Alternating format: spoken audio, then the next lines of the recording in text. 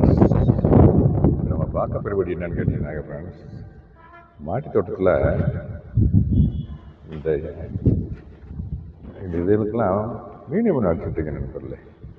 ஏற்கனவே போன வாரம் ஒரு தடவை அடித்தேன், அதுக்கு முந்தின வாரம் ஒரு தடவை அடித்தேன். எப்படி இப்போ மந்த்லி ட்வைஸாவது மீனியம் அடித்தோம்னாக்க நல்லா பூக்கள் நிறையா கிடைக்கும் நண்பர்களே. காய்கறினாலும் சரி, காய்கறி நிறையா கிடைக்கும்.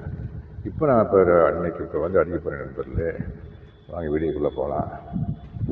அந்த ஒரு பக்கெட்டில் நண்பர்களே 20 லிட்டர் பக்கெட் நண்பர்களே. இந்த பாருங்க 20 லிட்டர் பக்கெட்டு தண்ணி கலந்து வச்சுருக்கேன். அதில் 10 ml 1 லிட்டர் தண்ணின்ற ரேஷியோவில் மிக்ஸ் பண்ணணும் நண்பர்களே. 15 ml 10 to 15 ml 1 லிட்டர் தண்ணி மிக்ஸ் பண்ணி நம்ம அடியோரமாக கொடுக்கலாம், மேல் உரமாக ஸ்ப்ரேயிங் பண்ணலாம் நண்பர்களே. இப்போ நான் அடி உரம் கொடுக்க போகிறேன் நண்பர்களே.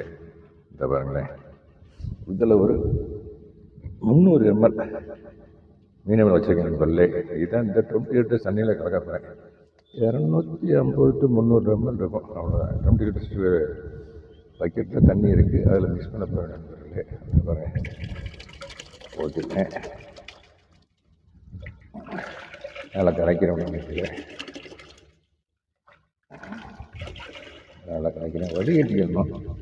ஆக்சுவலாக மீன் மரம் நானே தயார் பண்ணுறதுக்கு அது யார் கொண்டு வச்சு வீடியோ கொடுத்துருக்கேன். இன்னொரு வீடியோ கூட எடுத்துகிறேன் நண்பர்களே. இதை நம்ம என்ன பண்ணுறோம் பாருங்கள், இந்த பக்கெட்டில் மாற்றிட்டு ஒவ்வொரு கண்டெய்னருக்கும் ஒரு 1/2 லிட்டர் தண்ணி, 1/2 லிட்டர் தண்ணி கொடுத்துட்டோம்னாக்க நல்லா வீக்லி ஒன்ஸ் கொடுத்தோம்னா ரொம்ப நல்லாயிருக்கும். அட்லீஸ்ட் ஒரு 15 days ஒன்ஸாவது நம்ம கொடுக்குறோம் நண்பர்களே. வாங்க, இதை அப்படியே நான் கொண்டு போய் ஒரு கண்டெய்னருக்கு கொடுத்துறேன்.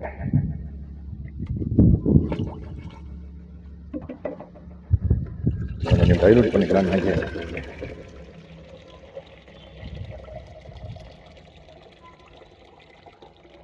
பாருங்க,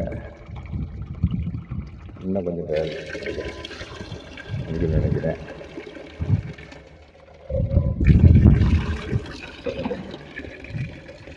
அப்படியே கொண்டு போய் ஃபஸ்ட்டு மல்லிகை பூக்கள் திறப்புறேன் நண்பர்களே. பாருங்க, மல்லிகை கொண்டு வந்தது. ஏற்கனவே போன வாரம் ஒரு 10 days முன்னால் ப்ரூனிங் பண்ணி விட்டுட்டு மீனமரம் கொடுத்தேன். இப்போ ப்ரூனிங் பண்ண உடனே மீனமரம் கொடுத்தோன்னு பாருங்கள், இப்படி எப்படி பாருங்கள், அது பசுமையாக தளத்தலன்னு